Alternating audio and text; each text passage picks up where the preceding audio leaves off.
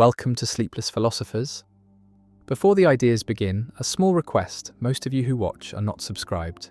and we've noticed this in the numbers, in the gap between views and the audience that stays. We post every single day, we put care into each script, each thought, each question that unfolds in the dark, and if these videos have become part of your nights, if they help you think or drift, or simply exist in that space between waking and sleep, consider subscribing, hitting the like button, turning on notifications so you know when the next one arrives. And if you feel moved to do so, leave a comment, tell us where you're watching from. What philosophical question occupies your mind the most? What idea you return to when everything else falls away? These small gestures matter more than you might think. They allow this work to continue. They allow these ideas to reach others like you, scattered across the world, awake in the quiet hours. Now the introduction ends and the philosophy begins. The eye cannot see itself without a mirror, and even then what appears in the reflection is reversed, backward, fundamentally altered by the act of observation. And this simple fact about vision contains within it a deeper truth about consciousness, about the strange recursive loop that happens when awareness tries to become aware of itself, when the mind attempts to know the mind, when the self turns inward to discover what the self actually is, and what it finds, or thinks it finds, is never quite the thing doing the finding, never quite the observer, but always the observed, always one step removed, always a representation rather than the thing itself. And this gap, this irreducible distance between the knower and the known, when both are supposedly the same entity, creates a problem that has troubled philosophers since humans first developed the capacity to ask who they are. A problem that might not have a solution because the very structure of self-knowledge contains a contradiction,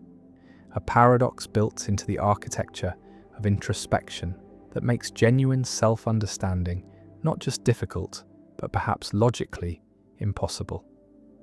The ancient Greeks carved into the temple at Delphi the command to know thyself, and Socrates spent his life insisting that the unexamined life is not worth living, that self-knowledge is the foundation of wisdom, the beginning of philosophy, the path to virtue. But Socrates also claimed to know nothing, claimed that his only wisdom was recognizing his ignorance, and perhaps these two positions are connected. Perhaps the examination of the self leads inevitably to the discovery that the self cannot be known, that the more carefully one looks inward, the more elusive the thing being sought becomes, like trying to grasp water or catch one's own shadow. And this elusiveness is not an accident, not a failure of attention or effort, but something essential to what consciousness is, something about how the mind works that makes it constitutively opaque to itself, forever mysterious, forever strange. When someone sits quietly and tries to observe their own thoughts, tries to watch the mind in action, something peculiar happens. The thoughts change. They become different thoughts, self-conscious thoughts, thoughts about thinking, and the original spontaneous flow of mental activity that was supposed to be observed has already been altered by the act of observation, has been replaced by a different kind of mental activity, the activity of observing. And this is the observer effect in consciousness, borrowed from quantum physics, where the act of measurement changes what is being measured, where particles behave differently when watched. And though the analogy is imperfect, though consciousness is not exactly like quantum systems, there is something similar happening, something about awareness that transforms its object, that cannot leave things as they are. And this means that introspection is never neutral, never a clear window onto the mind, but always an intervention, always a distortion. And what is seen in introspection is not the mind as it normally operates, but the mind as it operates when being observed, which is a different mind, a mind in a different state, performing a different function. The psychologist Timothy Wilson calls this the introspection illusion, the false belief that people have direct access to their mental processes, that they can simply look inward and discover why they feel what they feel, why they believe what they believe, why they did what they did, but decades of research in cognitive psychology show that introspection is unreliable, that people confidently report reasons for their behavior that are simply wrong, that they confabulate explanations without realizing they are confabulating, that the mind generates plausible-sounding stories about itself, but these stories are not reports from the inside, are not transcripts of actual mental processes, but rather are post hoc rationalizations. Narratives constructed after the fact to make sense of actions that were caused by processes the conscious mind never had access to in the first place. In one famous experiment, researchers showed people photographs and asked them to choose which face they found more attractive. And after the choice was made, the researchers used sleight of hand to swap the photographs, showing people the face they did not choose and asking them to explain why they chose it. And the majority of people did not notice the switch, did not realize they were explaining a choice they never made, and they generated detailed explanations, talked about the eyes, the smile, the overall impression, completely convinced they were reporting genuine introspective insights, when in fact they were making up reasons, on the spot, confabulating freely. And this was not lying, was not intentional deception, because the people genuinely believed their own explanations, genuinely felt they were accurately describing their mental processes. But they were not, they were creating a story. And this is what introspection often is, not discovery, but creation, not observation, but fabrication. And the frightening part is that it feels identical from the inside. There is no phenomenological difference between genuine self-knowledge and convincing self-deception. No way to tell, just by introspecting, whether the reasons being accessed are real or invented, whether the self-understanding being achieved is accurate or illusory. The philosopher Gilbert Ryle argued against what he called the ghost in the machine, against the Cartesian idea that there is an inner mental theatre where a homunculus, a little person inside the head, watches experiences unfold on a screen. And Ryle pointed out that this model leads to infinite regress, because if there is a homunculus watching the screen, then what is watching the homunculus? What is aware of the awareness? And this question repeats indefinitely, creating an infinite stack of observers, which is absurd, which suggests the model is wrong, that consciousness is not structured like a theatre with an audience, that there is no central viewing point, no little self inside observing the big self. But if this is true, if there is no homunculus, then what is introspection? What is happening when it feels like the self is observing itself? And the answer might be that nothing is being observed, that introspection is a kind of cognitive illusion,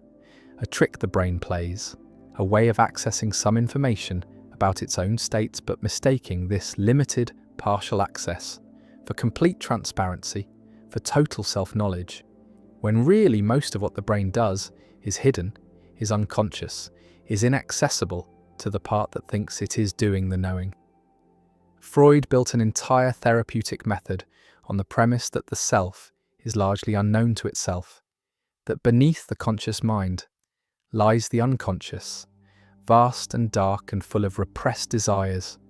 traumatic memories, primitive drives, and that the work of psychoanalysis is to make the unconscious conscious, to bring into awareness what has been hidden, to achieve insight. And for Freud, insight was curative.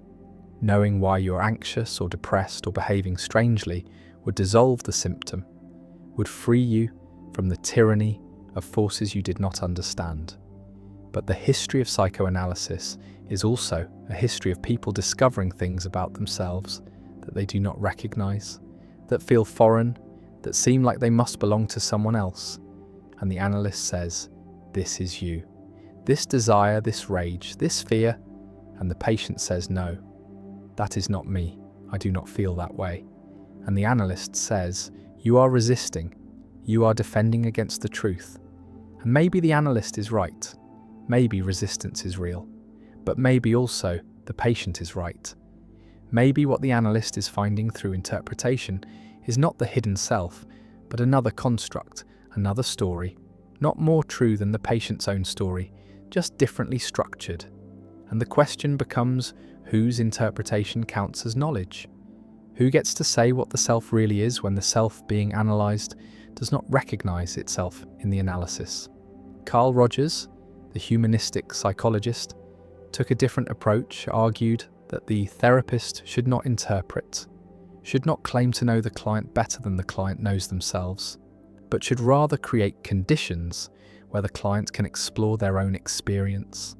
can come to their own understanding. And Rogers believed that people have an innate capacity for self-awareness, that given the right environment of empathy and unconditional, positive regard, the true self would emerge. But even Rogers noticed something strange.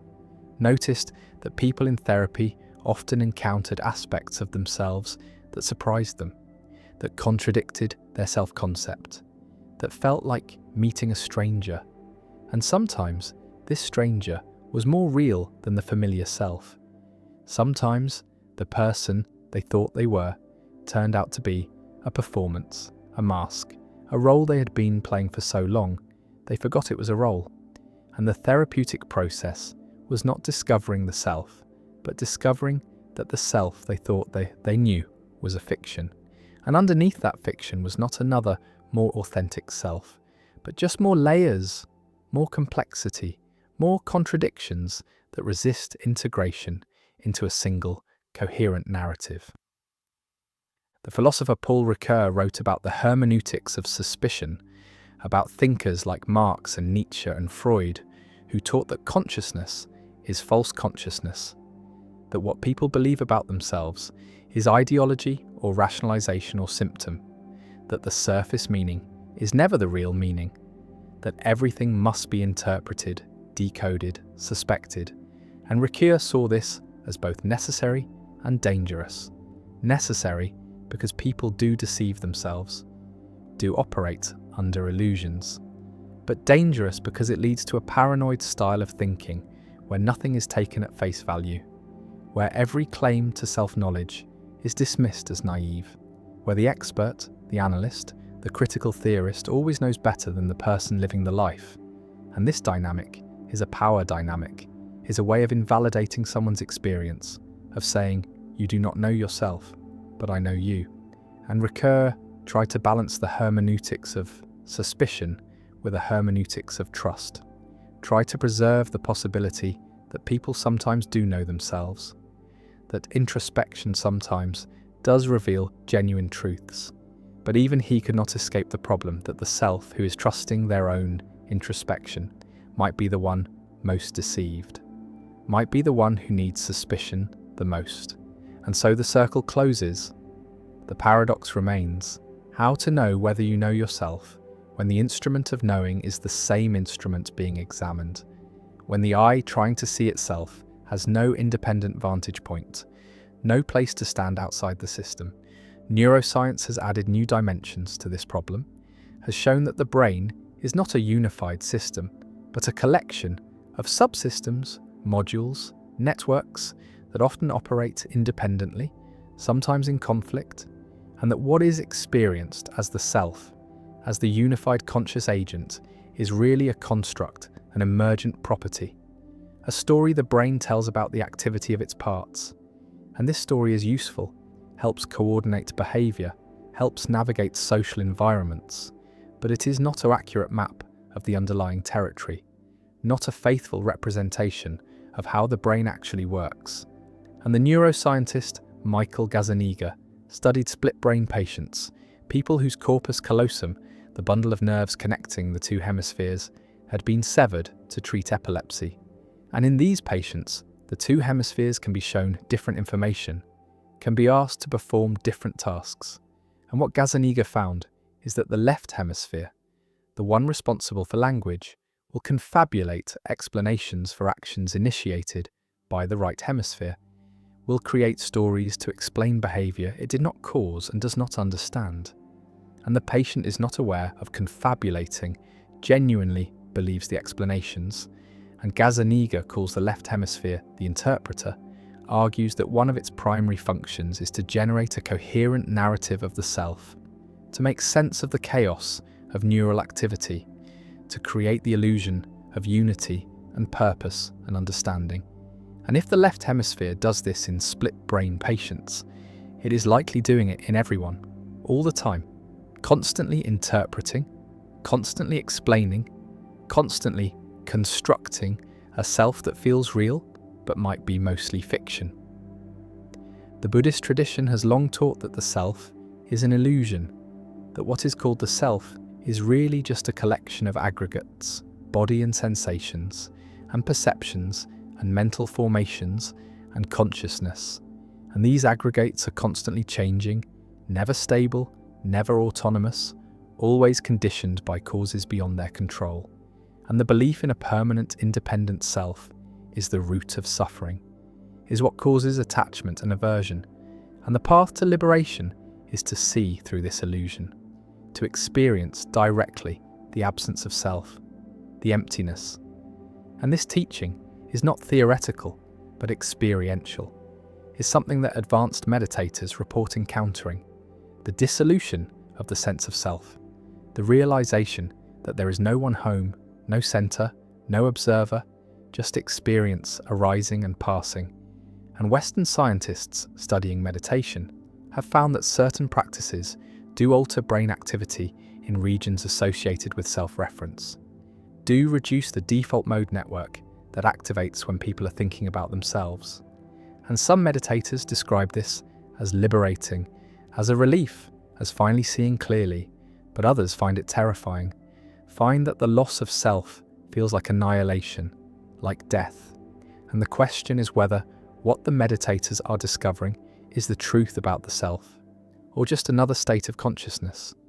just a different way of experiencing, and whether there is any way to know which interpretation is correct, whether the self that feels so solid in ordinary consciousness is the illusion, or whether the no self experienced in deep meditation is the illusion, or whether both are valid descriptions of different aspects of the same underlying reality that cannot be captured completely by either framework. David Hume in the 18th century tried to find the self through introspection, tried to locate the I that supposedly unifies experience, and he reported that he could never find it, that when he looked inward, all he found were particular perceptions, particular thoughts and feelings and sensations, but never the self that was supposedly having these perceptions, never the subject separate from the objects of consciousness. And Hume concluded that the self is a fiction, a bundle of perceptions held together by memory and causation, but not by any underlying substance. And this conclusion disturbed him. He admitted that his skepticism about the self led to a kind of philosophical melancholy, a sense of being lost in a labyrinth with no exit. But even as he doubted the existence of the self, he continued to use the first person, continued to say, I think, I feel, I conclude. And this tension, this inability to live, according to the implications of the philosophy, shows how deeply the sense of self is embedded, how resistant it is to intellectual dissolution. And perhaps this is because the self is not a thing to be found through introspection, but a process, a doing rather than a being, the activity of organizing experience rather than an entity that exists independently of that activity. And if this is true, then looking for the self is like trying to find the dance apart from the dancing, trying to locate the song separate from the singing, and the failure to find it does not prove. It does not exist, but rather proves that the question is malformed, that existence is the wrong category, that the self is not the kind of thing that can be observed because it is the observing, not the object, but the act. And this shift in framing does not solve the problem, but relocates it, makes the question not whether the self exists, but what kind of thing it is, what kind of existence it has, and whether this kind of existence is compatible with self-knowledge, or whether self-knowledge in the traditional sense, knowledge of an object by a subject, is structurally impossible when subject and object are the same. Philosophers sometimes distinguish between phenomenal consciousness, the what it is likeness of experience, and access consciousness, the information available for use in reasoning and report, and they note that these can come apart, that there might be experiences that feel like something but cannot be accessed, cannot be reported, cannot be known by the person having them. And this suggests that consciousness is not transparent to itself, that there are aspects of subjective experience that are hidden even from the subject. And if this is true, then the project of self-knowledge faces an even deeper obstacle. Not just the problem of the observer effect or confabulation, but the problem that some of what the self is, some of what makes experience what it is in principle inaccessible, is locked away in a part of consciousness that has no connection to the part that can reflect and report. And this inaccessible region might be small, or it might be vast, might be a minor footnote to consciousness, or might be the bulk of it. And there is no way to know, because by definition, it cannot be known, cannot be brought into awareness. And so, self-knowledge, even in the best case, is always partial, always incomplete, always missing something essential that remains forever in darkness. The question then becomes not whether complete self-knowledge is possible, because it is not, but whether partial self-knowledge is worth pursuing, whether the fragments of understanding that can be achieved through introspection and therapy and meditation and neuroscience are valuable, even if they are fragments, even if they do not add up to a complete picture. And the answer might be yes, might be that partial knowledge is better than none, that understanding some of the forces shaping thought and behavior is better than understanding nothing, that the attempt to know the self, even if it cannot fully succeed, makes life more deliberate, more examined, more awake. And this is what Socrates might have meant. Not that self-knowledge is achievable, but that the examination is valuable, that the questioning itself, the refusal to accept the surface, the insistence on looking deeper, even when the depths remain murky, is what distinguishes a life worth living from a life lived in automaticity, in habit, in the sleep of unexamined assumption. And perhaps the paradox of self-knowledge is not a problem to be solved, but a tension to be inhabited, a recognition that the self is always both knower and unknown, always both transparent and opaque, always both intimate and strange, and that this dual nature is not a bug, but a feature, not a limitation, but the condition of being the kind of creature that can ask who it is, that can turn awareness back on itself, even if the turn is never complete, even if the circle never closes, even if the eye can never fully see itself, and must remain forever partially blind to its own nature. History is told as a story of improvement, of movement from darkness toward light, from ignorance toward knowledge, from savagery toward civilization. And this story is so deeply embedded in modern consciousness that questioning it feels like madness, feels like denying the obvious, like rejecting the evidence that surrounds us in the form of technology, medicine, institutions,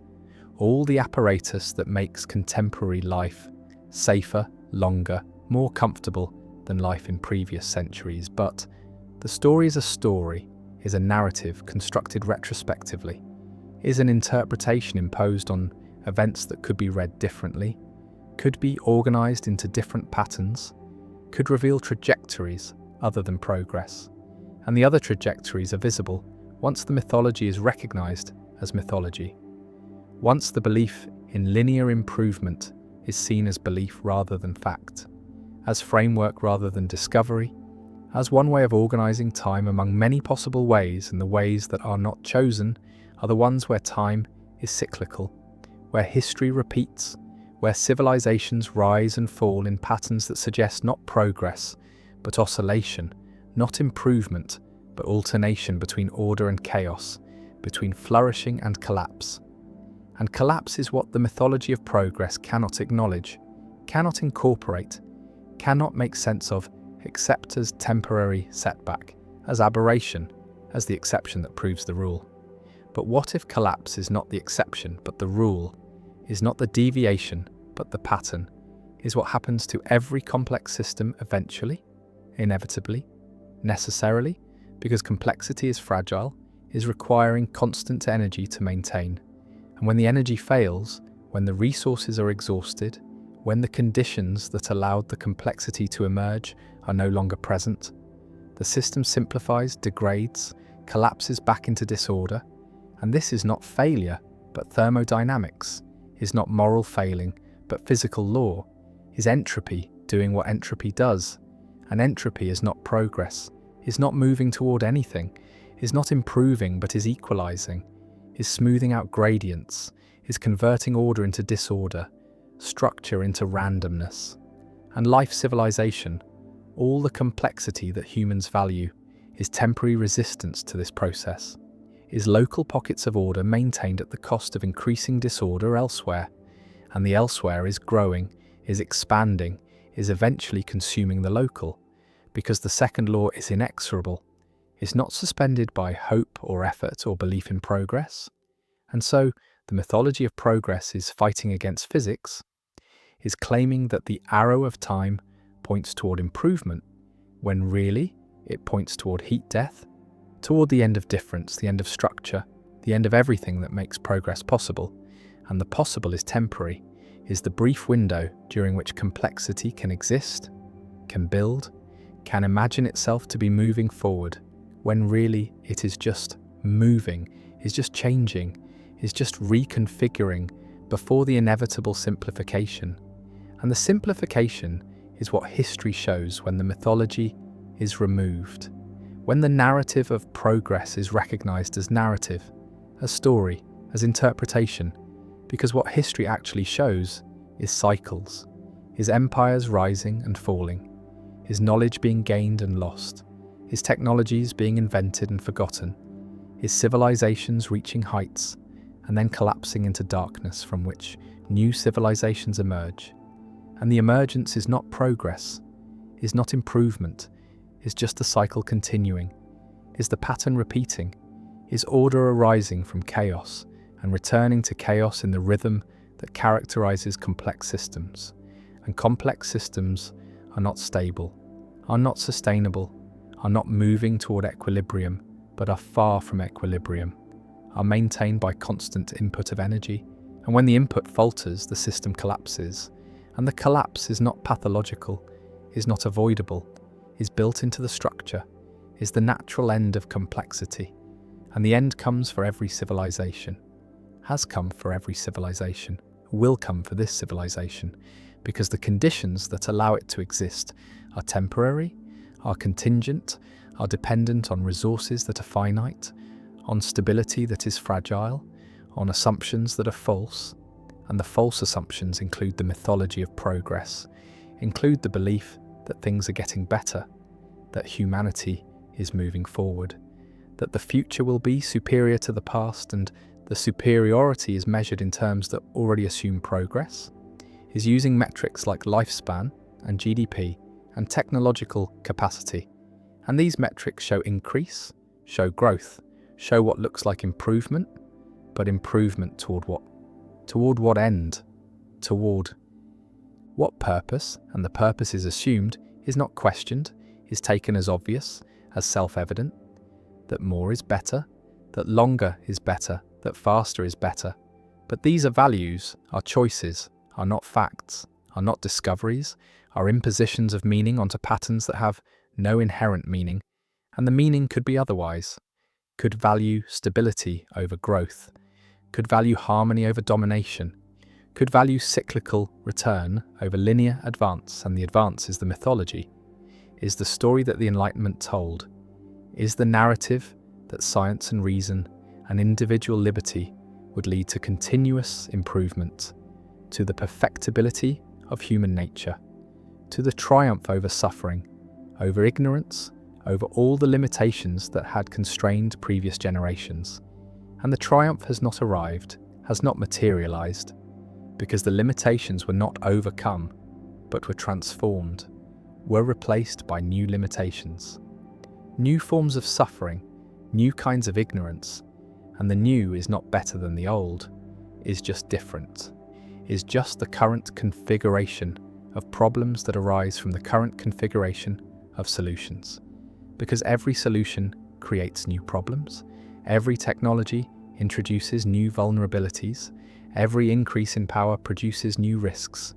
and the risks accumulate, compound, create the conditions for collapse, for the failure of the systems that have become too complex, too interconnected, too dependent on conditions remaining stable. And stability is the exception, is the temporary state, is what complex systems move away from rather than toward. Because complexity is dynamic, is changing, is adapting to pressures, and the adaptation is not progress but is response, is the system trying to maintain itself in the face of entropy, in the face of breakdown, in the face of the inevitable simplification. And the simplification is collapse, is the return to less complex states, is what happens when the energy required to maintain complexity exceeds the energy available, and the available is declining, is becoming scarce, is the resource base that allowed industrial civilization to emerge and that is now depleting, is now running out, is now revealing that the progress was not sustainable, was not based on infinite resources, but on finite stores that are being exhausted. And the exhaustion is the end of the mythology, is the revelation that progress was extraction, was the conversion of ancient sunlight into temporary complexity, into the structures that seem permanent, but are actually contingent, are actually dependent on inputs that are ending. And the ending is not failure, but is thermodynamics, is physics, is the way things work. And the way things work does not care about progress, does not care about human narratives, does not care about the stories that civilizations tell themselves to make sense of their existence. And the stories are necessary, are functional, are what allow coordination, are what create meaning, but they are not true, are not describing reality, are describing a constructed reality, a narrative reality, a reality that exists only in the collective imagination and that can be maintained only as long as the collective continues to believe. And the believing is becoming difficult, is becoming strained, because the evidence is mounting that progress has stalled, that the improvements have stopped, that the future is not going to be better than the present, might be worse, might be collapse, might be the simplification that has come for every other civilization and is now coming for this one. And the coming is not apocalypse, is not the end of everything, is just the end of this particular configuration, this particular arrangement of complexity. And what follows is not nothing but is different, is simpler, is less organized, less centralized, less dependent on the global systems that are currently failing, currently fragmenting, currently revealing their fragility. And the fragility was always there, was always the condition of complexity, was always the cost of building systems that are far from equilibrium, that require constant energy to maintain. And the energy is failing, is becoming unreliable, is exposing the mythology of progress as mythology, as story, as belief. That was never fact, was never discovery, was always interpretation, always narrative, always the imposition of meaning onto patterns that could mean anything, that could be organized into any story, and the story that is told shapes the response, shapes what is seen as problem and what is seen as solution, shapes whether collapse is recognized as collapse or is interpreted as temporary setback, as challenge to be overcome, as opportunity for innovation. And innovation is the god of. Progress is the answer to every problem, is the belief that human ingenuity can overcome any limitation, can solve any crisis, can extend the trajectory of improvement indefinitely. And the indefinitely is the lie, is the impossibility, is the claim that entropy can be defeated, that complexity can be maintained forever, that the conditions that allowed progress are permanent when they are temporary, are contingent, are ending. And the ending is visible in the stagnation of median incomes, in the declining returns on technology, in the increasing fragility of supply chains, in the breakdown of institutions, in the resurgence of tribalism, in all the signs that the center is not holding, that the complexity is too much, that the system is simplifying, whether it wants to or not. And the not wanting is the clinging to the mythology, is the insistence that progress must continue, that the future must be better, that collapse is not possible, not thinkable, not allowable, but the allowable is not up to humans, is not subject to preference, is determined by physics, by resources, by the limits that cannot be overcome through belief or effort or innovation. And the limits are asserting themselves, are becoming visible, are revealing that the mythology of progress was always just that, was always story, was always the narrative that a particular civilization told itself during its particular window of complexity. And the window is closing, is narrowing, is approaching the point where the story can no longer be maintained, where the evidence of stagnation and decline becomes overwhelming, becomes undeniable, becomes the new reality that requires a new story, a new mythology, and the new mythology is not yet formed, is not yet coherent, is emerging in fragments, in the recognition that growth cannot continue, that resources are finite, that complexity is fragile, that collapse is not aberration, but pattern, not failure but phase, not the end but the transition. And the transition is what humans are bad at, are resisting, are denying, because the mythology of progress makes transition look like regression, makes simplification look like failure, makes collapse look like catastrophe, when it is just change, is just the system moving to a different state, a less complex state, a state that requires less energy, less resources, less organization, and the less is not worse, is not better, is just different, is the configuration that is possible given the conditions, and the conditions are changing, are no longer supporting the complexity, are no longer providing the energy, are no longer maintaining the stability. And so the system is responding, is adapting, is simplifying, and the simplifying is collapse, is the end of the mythology, is the revelation that progress was never linear, was never guaranteed, was never more than a temporary pattern that emerged under specific conditions, and that is now ending as those conditions change. And the changing is not stoppable, is not reversible, is the natural progression of complex systems, is what happens when entropy reasserts itself, when the local order that was maintained at great cost can no longer be maintained, and what remains is disorder, is simplicity, is the lower energy state that does not require the constant input, the constant effort, the constant belief in progress,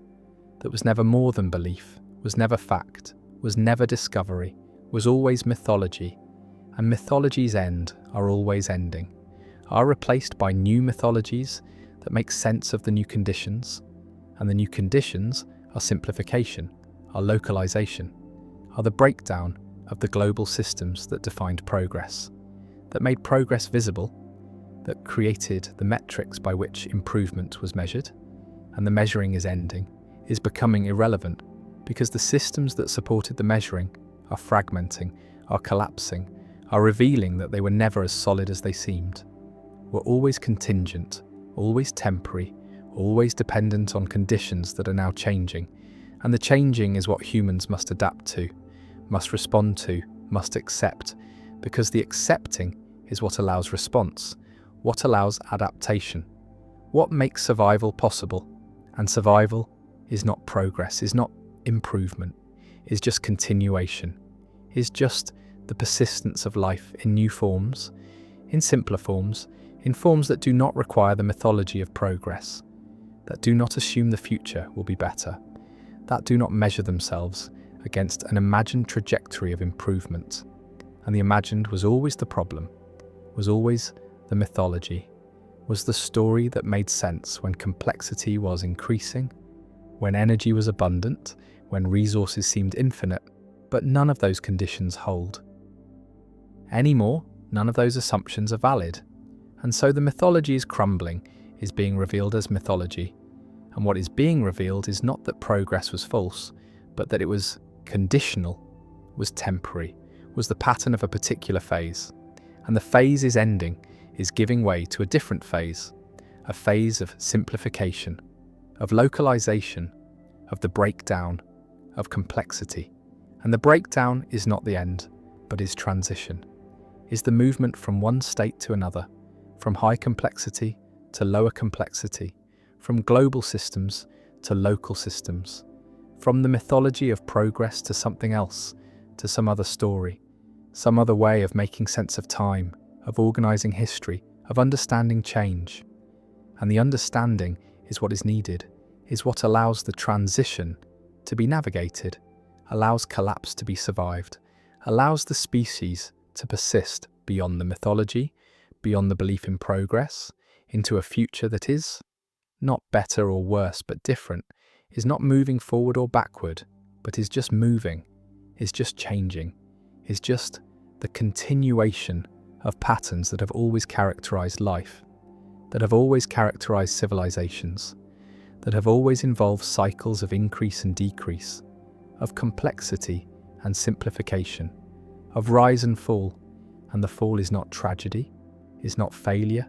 is just the other half of the cycle, is the return that follows every advance, is the simplification that follows every increase in complexity,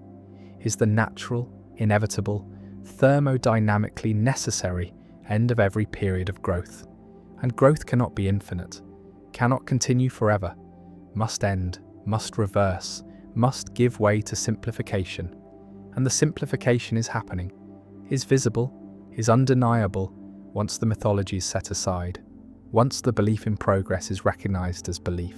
as story, as narrative that served a purpose but is no longer serving that purpose, is no longer making sense of the present, is no longer predicting the future, is no longer functioning as mythology should function, and so it is being abandoned, is being replaced, is giving way to new stories, new frameworks, new ways of understanding time. And the new ways are not yet clear, are not yet coherent, are emerging in the recognition that progress was always mythology, that linear time was always story, that improvement was always interpretation, and that the patterns of history are not linear but cyclical, not progressive but oscillating, not moving toward anything but just moving, just changing, just expressing the dynamics of complex systems that arise and fall, that order and disorder, that complexify and simplify in rhythms that have nothing to do with progress, nothing to do with improvement, nothing to do with the narratives that humans tell, but are just the way things work, the way systems behave, the way entropy plays out in the temporary pockets of order that are life, that are civilization, that are all the complexity that seems permanent but is actually fleeting, actually momentary, actually the brief resistance to the overwhelming tendency toward disorder. And the disorder is not evil, is not failure, is not the end of meaning, is just the default state, the equilibrium, the simplicity that complex systems return to. And the return is not tragedy, but is nature, is physics, is the way things are. And accepting this, accepting that progress was mythology, that collapse is natural, that the future is not moving forward, but is just moving, is what allows the transition, allows the adaptation, allows the species to survive beyond the mythology, beyond the belief that made sense for a while, but makes sense no longer. And the no longer is now, is the present, is the moment when the mythology is crumbling, is being revealed as story, and the story is ending. Not because it was false, but because it was conditional, was applicable only under certain conditions, and the conditions have changed, are changing, are no longer supporting the narrative, are no longer making progress visible, are no longer sustaining the belief, and so the belief is fading, is being replaced by something else, by the recognition that time is not linear, that history is not progressive, that the future is not determined by the past in any simple way, that complexity and simplicity alternate, that rise and fall are phases of the same cycle. And the cycle is what matters, is what persists, is what continues beyond any particular civilization, beyond any particular mythology, beyond any particular belief about where time is going or what the future holds. because the future holds nothing except change, holds nothing except the continuation of patterns that have always operated, that operate now, that will continue to operate regardless of what humans believe, regardless of what stories they tell, regardless of the mythologies they construct to make sense of their existence. And the existence continues, adapts, persists, not through progress but through change, not through improvement but through transformation, not through moving forward but through moving, just changing, just being what systems are, which is dynamic, unstable, temporary, and always, eventually, inevitably, returning to simplicity, returning to disorder, returning to the state from which complexity briefly emerged and to which it always returns. And the return is not the end, but is the pattern, is the cycle, is the way things work. And working with this, accepting this, understanding this, is what allows humans to move beyond the mythology of progress, beyond the belief in linear time, beyond the narrative of improvement, into a relationship with time that is more honest, more realistic, more aligned with the actual patterns of history. And the actual patterns are not progressive, but are cyclical, are not moving forward but are oscillating, are not improving but are changing. And the changing is all there is all there ever was, is all there ever will be. And the will be is not better, is not worse, is just different, is just the future, is just what comes next. And what comes next is not determined by mythology, is not shaped by belief in progress, is not the continuation of improvement, but is the continuation of patterns, of cycles, of the rise and fall that has always characterized complexity, that has always characterized civilization, that is now revealing itself again, is now becoming visible again, is now showing that progress was always temporary, was always conditional, was always mythology, and mythology's must end, are ending now. And what comes after is not nothing but is different. Is the next story, the next framework, the next way of making sense of time, and the sense that is made will not include progress, will not assume improvement, will not project linear advance, but will recognize cycles, will accept collapse, will understand that complexity and simplicity alternate, that neither is permanent,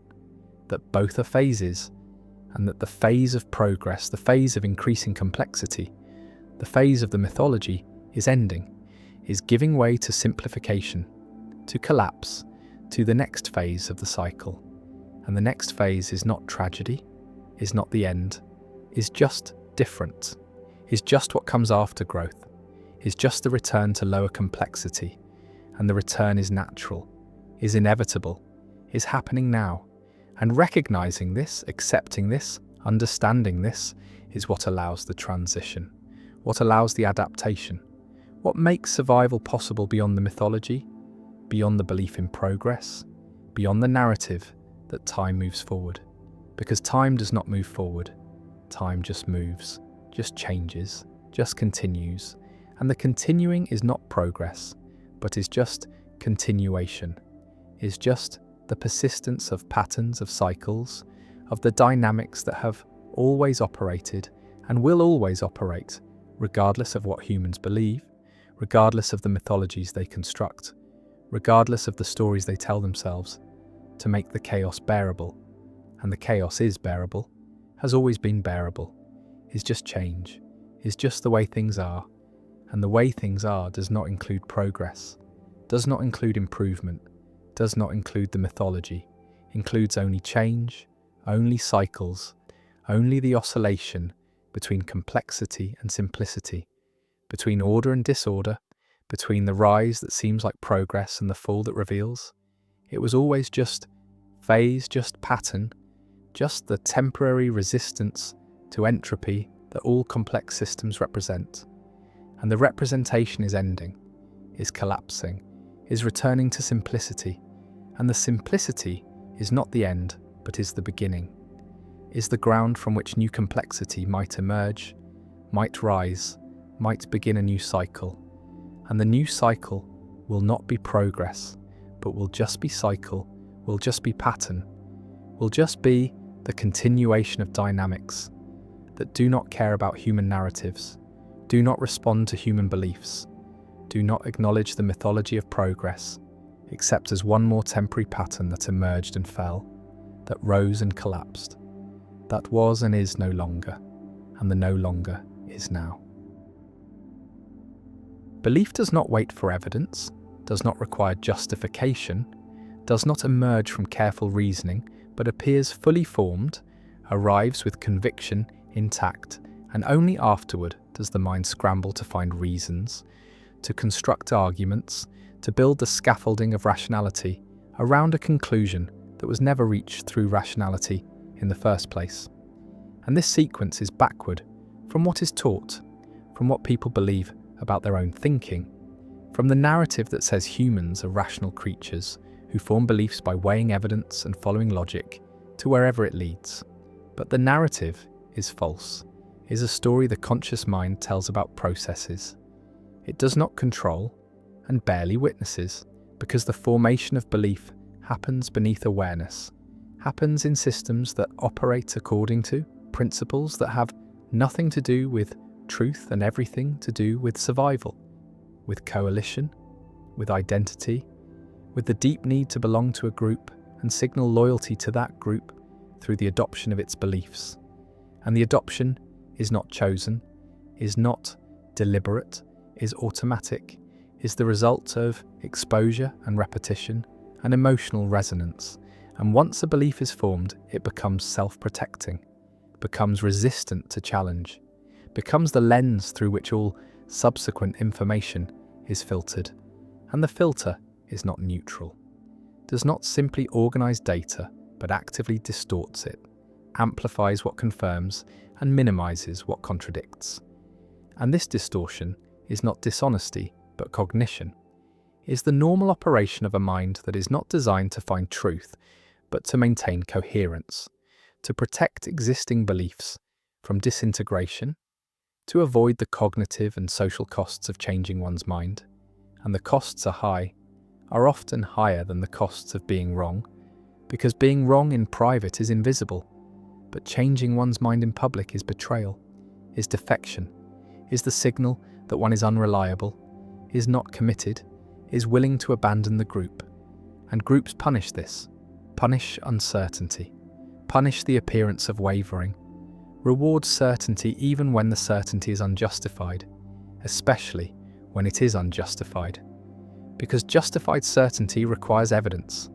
and evidence is ambiguous, and ambiguity is threatening to group cohesion, but unjustified certainty, certainty that comes from faith, from commitment, from identity, is the strongest signal of loyalty, is the proof that one believes not because the evidence compels, but because the group demands, and this demand is the engine of belief,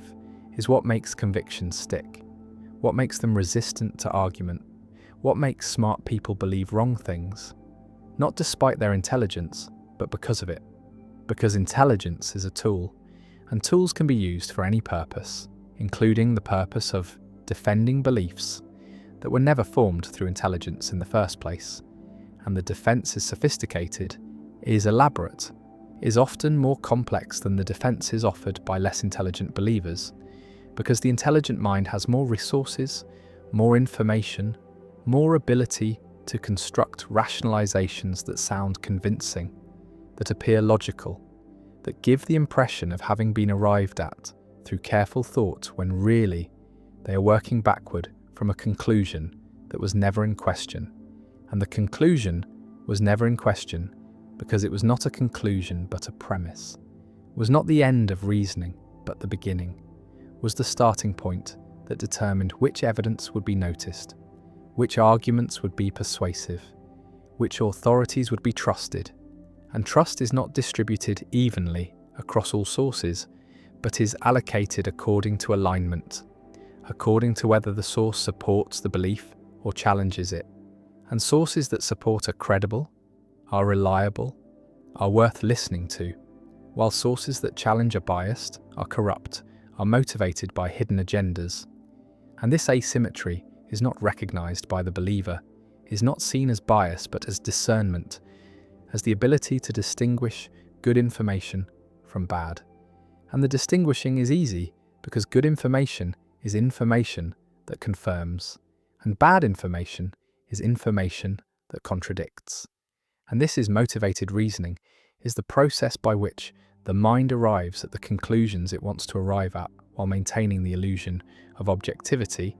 the sense that the conclusion was forced by evidence rather than selected in advance, and the illusion is convincing, is believed by the person doing the reasoning, is not cynical manipulation, but sincere self-deception, is the mind fooling itself, because being fooled is useful, is adaptive, is what allows people to hold beliefs with confidence, even when the beliefs are unsupported, and confidence is what matters socially, is what others respond to, is what makes a belief persuasive, not because it's true but because it's held strongly, and strength of conviction is mistaken for strength of evidence, is treated as signal that the believer knows something, has access to information, has done the thinking, when really the strength comes from identity, from the fact that the belief is tied to who the person is, to what group they belong to what side they are on. And sides are not chosen through reasoning, are chosen through affiliation, through accidents of birth and circumstance, through exposure to certain narratives at formative moments. And once the side is chosen, the beliefs come with it, come as package, come as the price of membership. And the price is paid gladly, because membership is worth more than truth, is worth more than accuracy, is the thing that makes life meaningful, that provides identity, that offers protection. And protection requires conformity, requires that everyone in the group believes the same things, or at least claims to believe them, and the claiming becomes believing through repetition,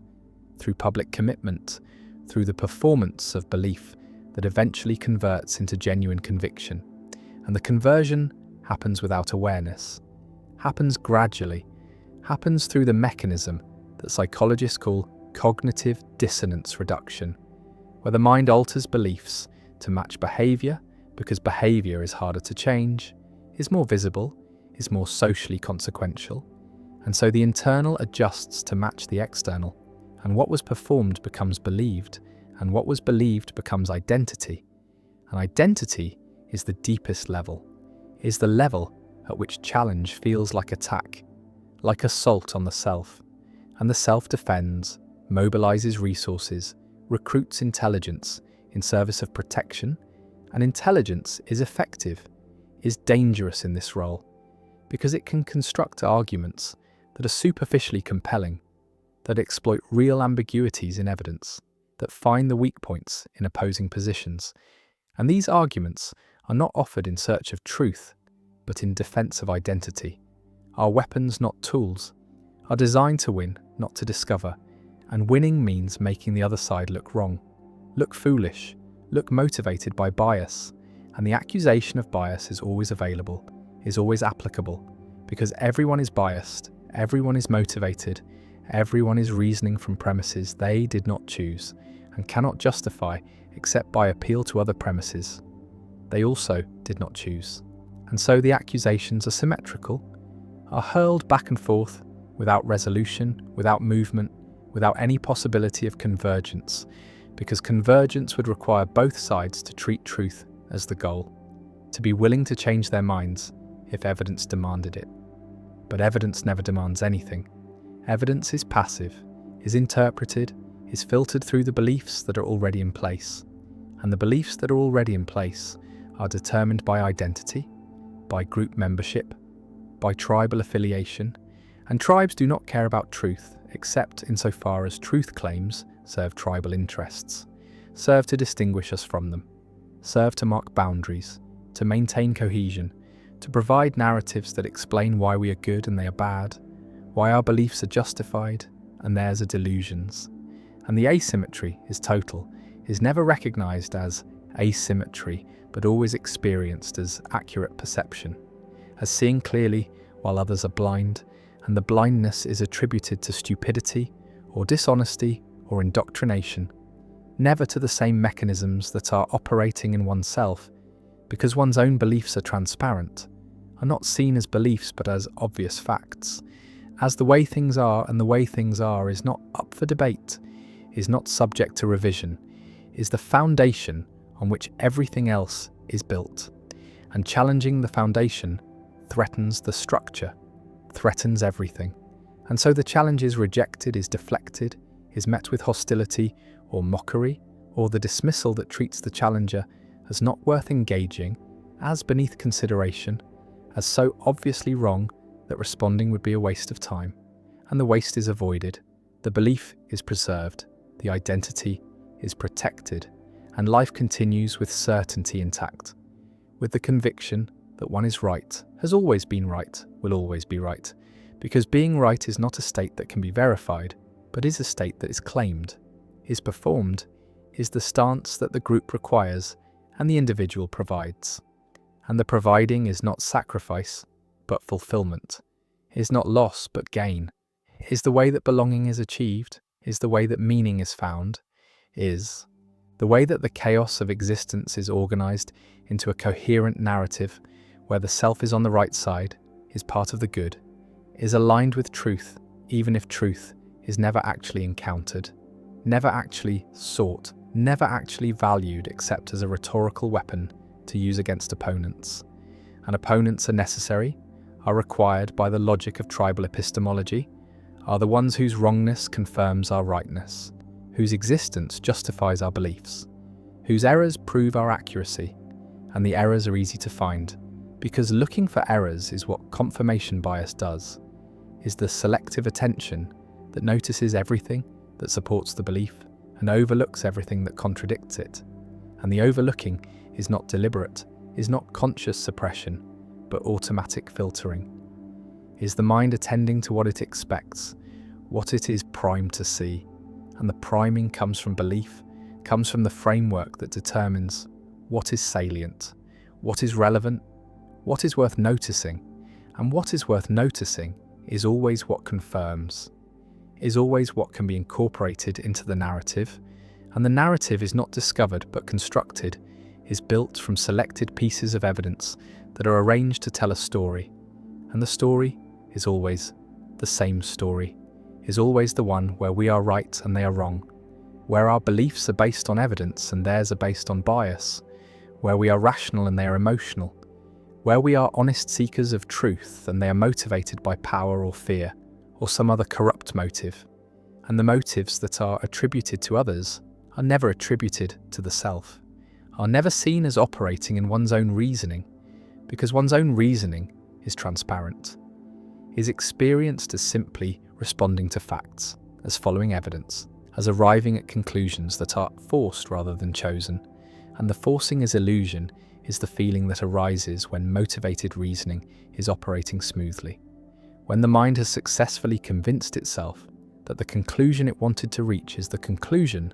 that evidence demands, and the demand is retroactive, is constructed after the fact, is the rationalization that makes the belief feel justified, that allows it to be held with confidence, that enables the believer to defend it against challenge and feel virtuous in the defending. And virtue is the reward, is what makes belief feel good, feel right, feel like something more than preference, and the more than preference is what gives belief its power, its capacity to motivate action, to organize communities, to inspire sacrifice, because preference can be changed, can be updated, can be revealed as merely subjective, but belief that is felt as knowledge, as truth, as correspondence to reality, is not subject to change, is not vulnerable to challenge, is the rock on which identity is built. And the rock is not geology but psychology, is not objective but constructed, is not discovered in the world but imposed on the world. And the imposition is what makes the world intelligible, what makes experience coherent, what prevents the vertigo of radical uncertainty. And uncertainty is intolerable, is the state that humans will do almost anything to avoid, will believe almost anything to escape. And the escape is into certainty, into conviction, into the feeling of knowing. And the feeling is what matters, is what provides comfort, is what makes belief functional regardless of whether it is true. And truth is a secondary concern, is something that is appealed to but not pursued, is a value that is claimed but not practiced, because practicing it would require epistemic humility, would require admitting that one could be wrong, that one's beliefs could be mistaken, that the group could be misguided, and these admissions are costly, are signals of weakness, are invitations for opponents to attack. An attack is what happens when certainty is dropped, when doubt is expressed, when the fortress of belief shows cracks and the cracks are not tolerated, are repaired immediately, are filled with rationalizations and justifications, and appeals to authority. And authority is not expertise but alignment, is not knowledge but membership, is the voice of the group speaking through individuals who have internalized its beliefs so thoroughly that they cannot distinguish their own thoughts from the thoughts they were given, and the giving is not noticed, is not experienced as indoctrination, but as education, as the transmission of knowledge, as the inheritance of wisdom. And wisdom is what every group claims to possess, is the special access to truth that justifies its existence, that explains why belonging matters, why loyalty is required, why defection is unforgivable, and the unforgivable is treated with expulsion, with shunning, with the withdrawal of recognition that makes social existence possible, and the possibility of this withdrawal is what keeps believers in line, keeps them performing the beliefs, even when doubt arises, even when evidence contradicts, even when the rational part of the mind recognizes that the belief is unsupported, because the rational part is weak, is outvoted by the social part, by the emotional part, by the parts that understand that survival depends on belonging, and belonging depends on belief. And so belief is maintained, is performed, is protected against challenge, not because it is true, but because it's necessary, is the price of membership, is the cost of identity, and the cost is paid continuously, is paid in the suppression of doubt, in the dismissal of contrary evidence, in the construction of elaborate rationalizations that allow the belief to persist despite its failures, despite its contradictions, despite the mounting evidence that it is wrong, and wrong is what every belief eventually becomes, is the fate of all convictions that are held rigidly, that refuse to update, that treat themselves as final, as complete, as not subject to revision, because the world changes, because evidence accumulates, because what was plausible becomes implausible, and the implausible becomes undeniable, and the undeniable is denied anyway, is rejected through the mechanisms of motivated reasoning that are so powerful, so sophisticated, so effective at maintaining belief in the face of counter-evidence that they can preserve convictions long after those convictions have ceased to correspond to anything in reality. And the lack of correspondence does not matter, does not affect the strength of belief, does not reduce confidence, because belief is not about correspondence, is not about mapping the world accurately, is about maintaining identity, maintaining belonging, maintaining the narratives that make the group cohere. And coherence is more important than accuracy, is more valuable than truth, is what holds communities together, what makes collective action possible, what allows humans to coordinate at scale. And scale requires shared belief, requires that everyone is operating from the same assumptions, the same frameworks, the same narratives, and the sharing is not achieved through evidence, but through repetition, through ritual, through the constant reinforcement of the beliefs that define the group.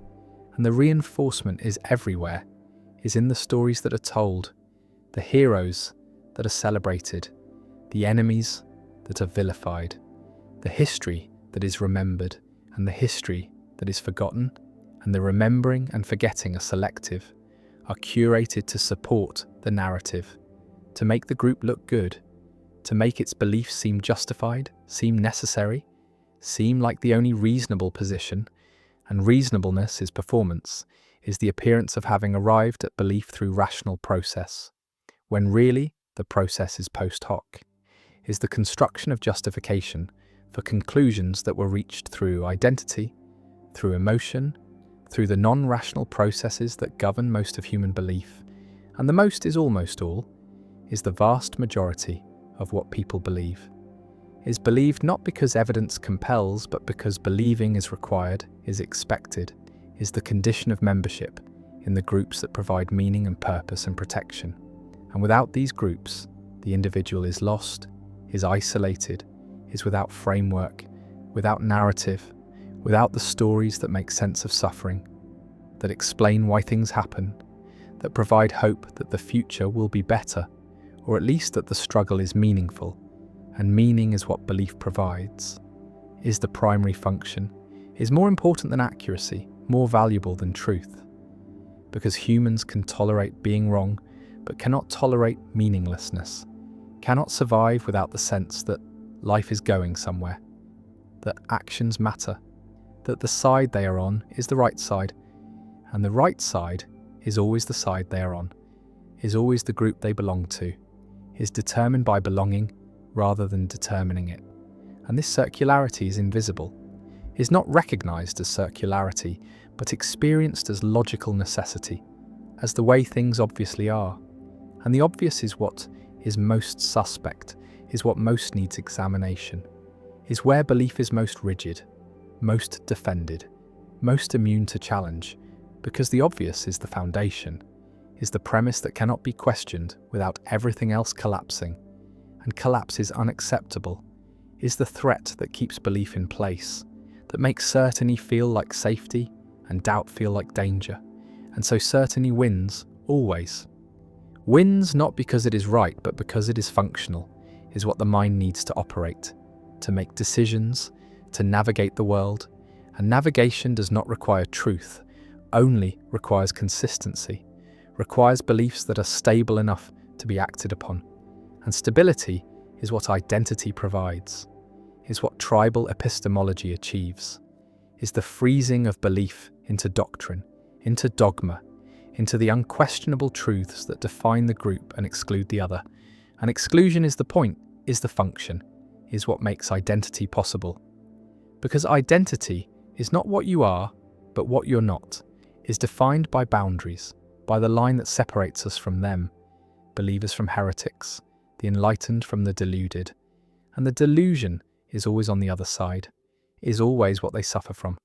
never what afflicts us, because we see clearly we have truth, we are right, and the rightness is not a conclusion but a premise, is not the end of inquiry, but the foreclosing of inquiry, is the state that belief aims for and maintains through every mechanism available, through confirmation bias, through motivated reasoning, through tribal epistemology, through the subordination of truth to identity. And the subordination is complete, is total, is the condition of believing anything at all. Because belief without evidence is not the exception, but the rule is not a failure of reasoning, but the normal operation of minds that are not designed for truth, but for survival, for belonging, for the construction of narratives that make life bearable. And bearable is all that is required, is all that can be expected, is the standard that belief meets regardless of whether it meets any other standard, and other standards are luxuries, are the concerns of those who have the security to question, to doubt, to examine their beliefs, without fearing the social consequences. But most do not have this security. Most cannot afford doubt, cannot risk uncertainty, cannot survive without the conviction that they are right, that their beliefs are justified, that the group they belong to has access to truth,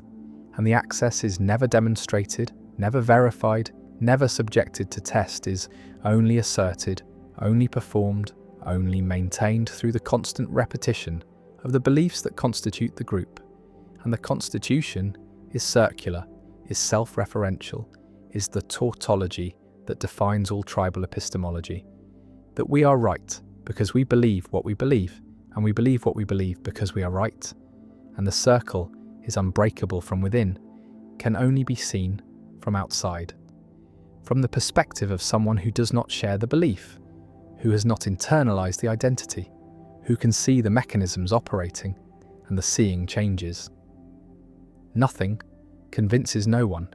because the believer is not operating from evidence, and cannot be swayed by evidence, is operating from identity and can only be swayed by changes in identity, by shifts in belonging, by the rare and difficult transformation that allows a person to leave one group and join another, to abandon one set of beliefs and adopt another. And the adoption is not reasoned, but is the same non-rational process operating in a different direction, is the formation of new convictions without evidence, is the replacement of one certainty with another certainty. And the certainty is what matters, is what the mind needs, is what belief provides, regardless of content, regardless of truth,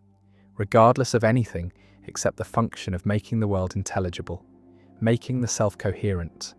making belonging possible. And possibility is all that belief promises, is all that it delivers, is the opening of a space where life can be lived with conviction, with purpose, with the sense that one knows what is true and what is false, what is good and what is evil, what side to be on and what side to oppose, and the opposition is necessary, is required by the structure of belief, is what makes belief matter, what gives it weight, what makes it worth defending, worth fighting for, worth holding on to, even when every rational consideration suggests it should be abandoned, because abandoning belief is abandoning identity, is abandoning belonging, is abandoning meaning, and meaning is what makes existence tolerable, is what makes life worth living. And this worth is not measured in truth, but in function, not in correspondence, but in coherence, not in accuracy, but in the capacity to organize experience into narratives that can be shared, that can be believed, that can be held, with the conviction that comes not from evidence but from faith. And faith is not the opposite of reason, but its foundation is the ground on which all reasoning occurs, is the set of premises that cannot themselves be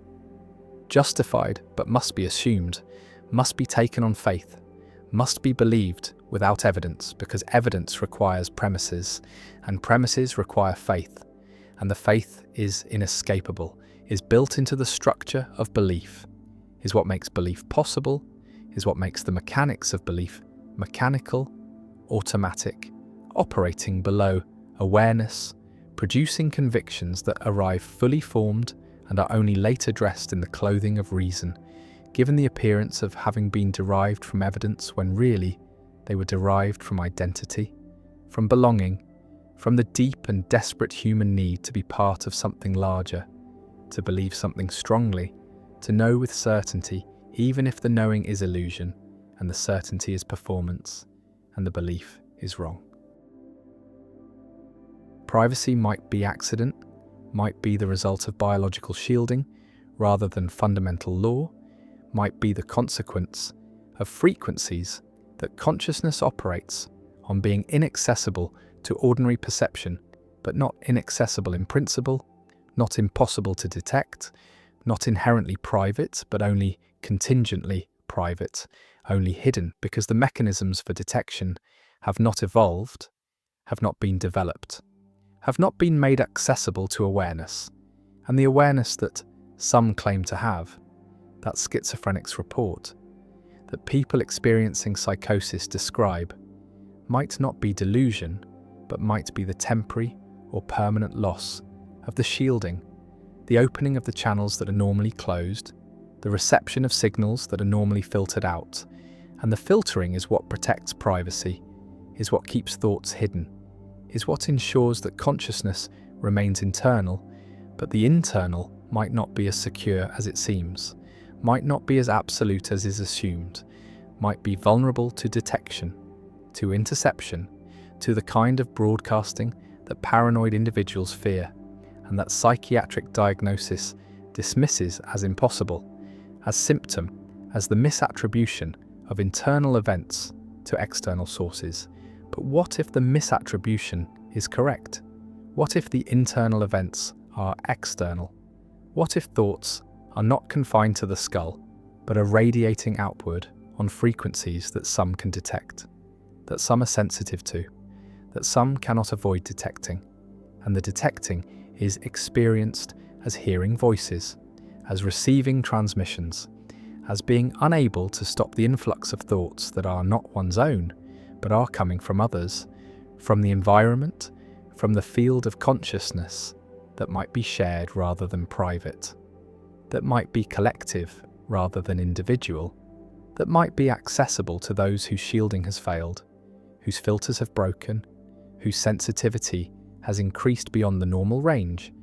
And the normal range is what most people experience, is the condition where thoughts feel private, feel internal, feel like they belong to the self and are not accessible to others. But this feeling might be illusion, might be the result of limited sensitivity,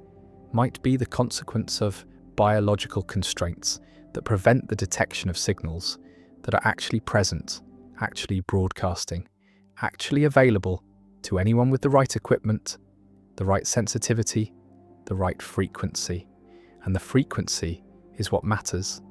is what determines whether thoughts are visible or invisible, whether consciousness is private or public, whether the mind is sealed or permeable. And the permeable is what some experience, is what schizophrenics describe, is what people in psychosis report. And the reports are consistent, are describing the same phenomena across cultures, across time periods, across individuals who have no contact with each other. And the consistency is troubling, is suggesting that maybe the experiences are not entirely subjective, are not entirely generated by malfunctioning brains, but are detecting something real, something that is normally filtered out, something that exists in the environment, in the field, in the frequencies where consciousness operates. And the operating might be electromagnetic, might be quantum, might be something that physics has not yet characterized, but that biology is sensitive to, that nervous systems are tuned to, that brains are receiving and transmitting constantly. And the transmitting is what creates the possibility of thought broadcasting, is what makes privacy contingent rather than absolute, is what suggests that the experience of having thoughts that are one's own, that are hidden from others, that are safe from detection, might be the result of anatomical luck, might be the consequence of having filters that work, having shielding that holds, having a nervous system that is tuned to the right frequency and is not picking up the signals that are all around, that are being broadcast by every other conscious being, and the beings are transmitting without knowing, are radiating thoughts without intending, are creating a field of consciousness that is dense, that is crowded, that is full of signals that most cannot detect, but that some can, that some are cursed to detect, that some experience as invasion, as the loss of privacy, as the horrifying realization that thoughts are not safe, are not hidden, are not private, and the not private is what thought broadcasting delusion describes, is what paranoia is responding to, is what might be accurate perception rather than misperception, might be the detection of real signals rather than the hallucination of imaginary ones. And the imaginary is what psychiatry assumes, is what diagnosis requires, is the framework that treats all claims of thought broadcasting as symptoms of disorder, as evidence of psychosis, as the malfunctioning of the reality testing apparatus. But reality testing assumes knowledge of what reality is, assumes that the normal experience is the accurate experience, assumes that privacy is real,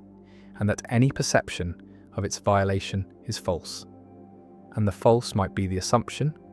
might be the belief that thoughts are private, might be the conviction that consciousness is sealed, when really consciousness is leaking, is broadcasting, is detectable to those who have the sensitivity. And the sensitivity is what varies, is what creates the spectrum, is what makes some people receivers and others transmitters, and most people neither. Most people shielded, most people operating on frequencies that do not overlap with others, that do not allow detection, that maintain the illusion of privacy. And the illusion is functional, is necessary, is what makes social life possible, because if everyone could detect everyone else's thoughts, then interaction would be impossible, would be overwhelming, would be the constant influx of signals that would drown out the ability to think, to focus, to maintain the sense of being an individual consciousness. And the individual is what privacy creates, is what shielding allows, is what makes the experience of being a separate self possible. And the separate might be illusion, might be the result of limited perception, might be what happens when the field of consciousness is filtered down to the signals that originate in one body, in one nervous system, in one brain. And the brain is creating the illusion of separation by filtering out everything else,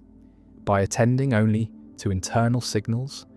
by ignoring or suppressing the external signals that are always present, always available, always broadcasting. And the broadcasting is what some cannot ignore, cannot suppress, cannot filter out.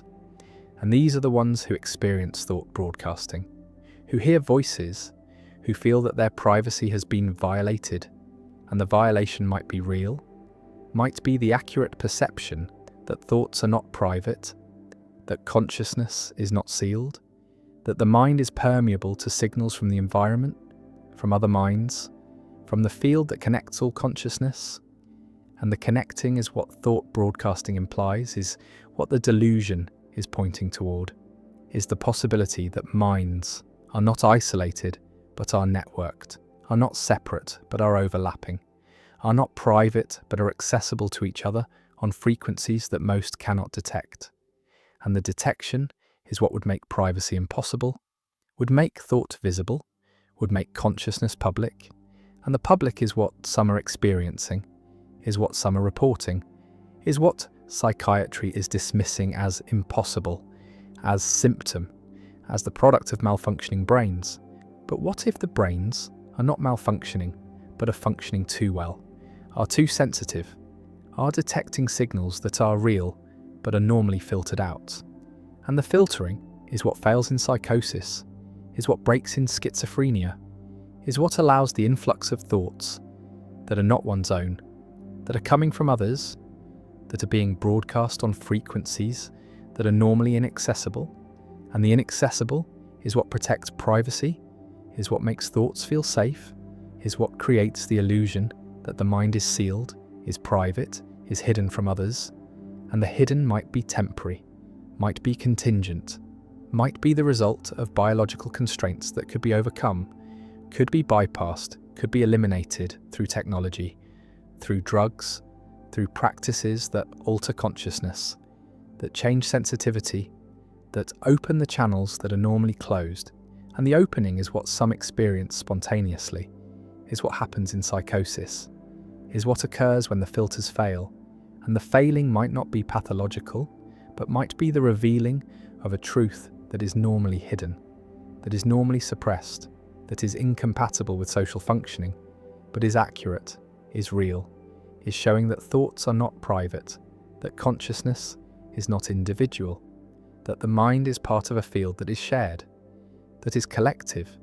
that is accessible to anyone who has the sensitivity. And the sensitivity is what varies, is what creates the spectrum,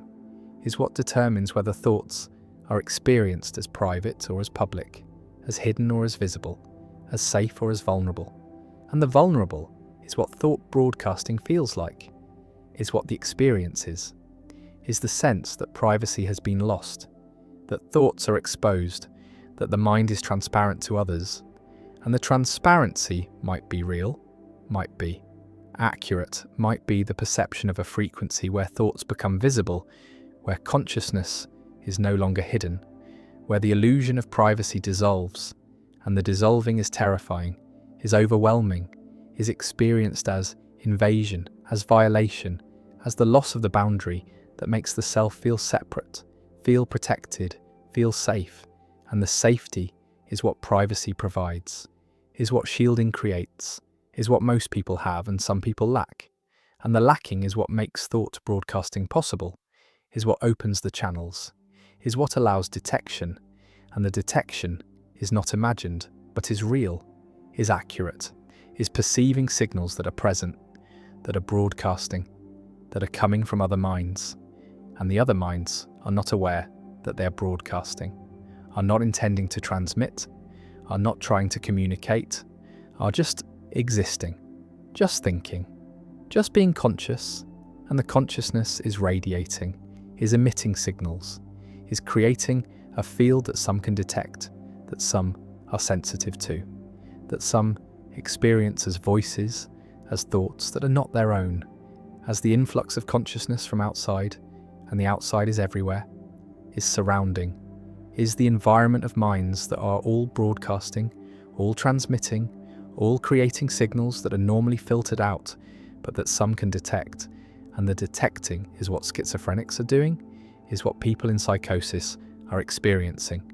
is what thought broadcasting is. And the broadcasting is real, is not delusion, is not symptom, is the accurate perception of a frequency where thoughts become visible, where consciousness is detectable, where privacy is lost.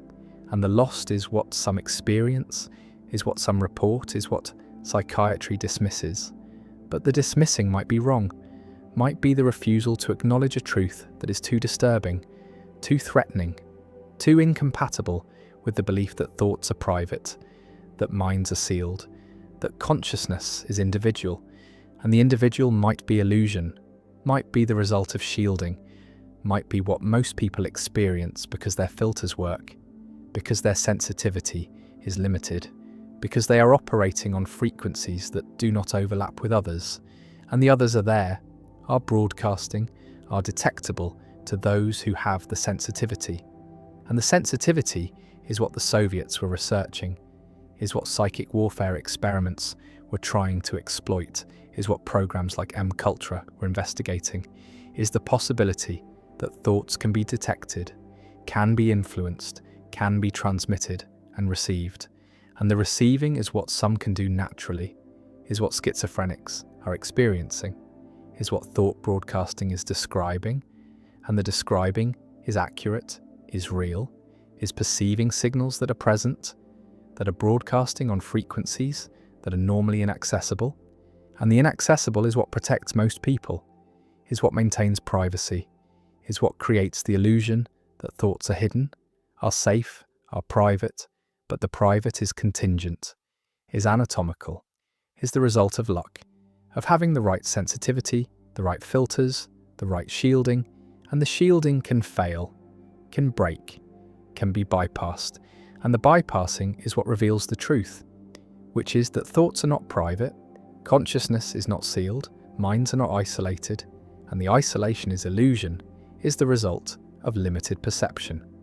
is what happens when the frequencies where consciousness operates are filtered out, are suppressed, are made inaccessible, and the inaccessible is temporary,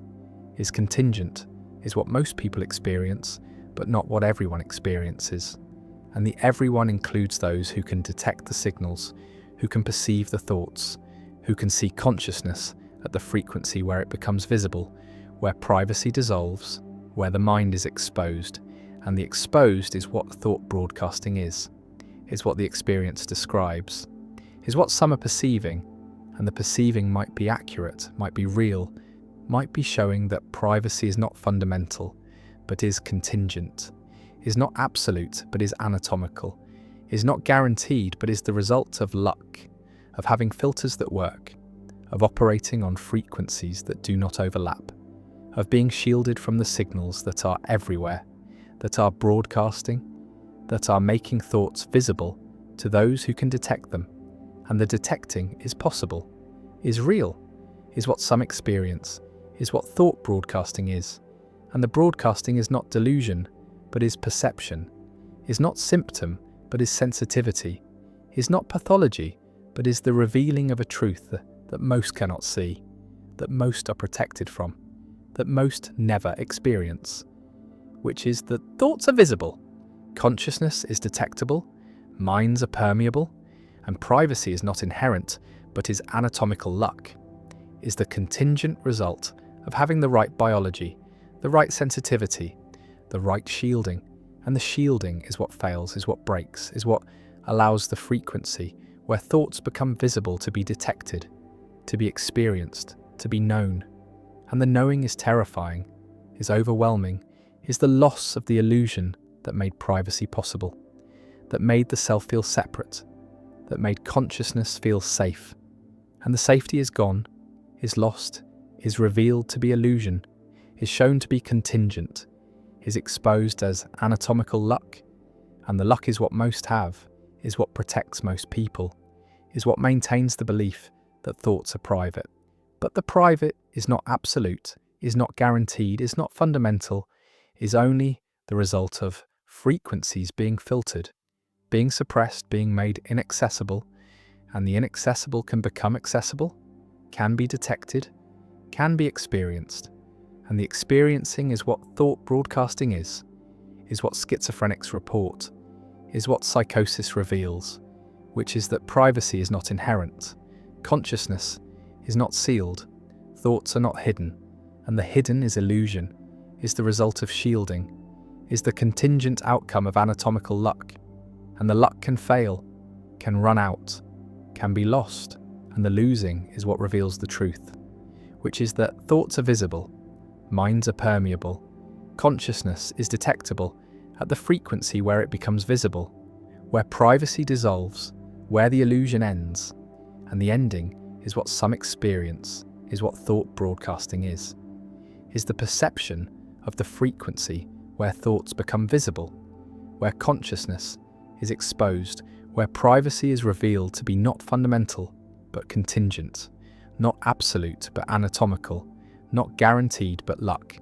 And the luck is what protects most, is what fails for some, is what reveals the truth that thoughts are broadcasting, are visible, are detectable, and the detecting is real, is accurate, is not delusion but perception, is not symptom but sensitivity, is not pathology but truth, is the frequency where thoughts become visible, where consciousness is no longer private,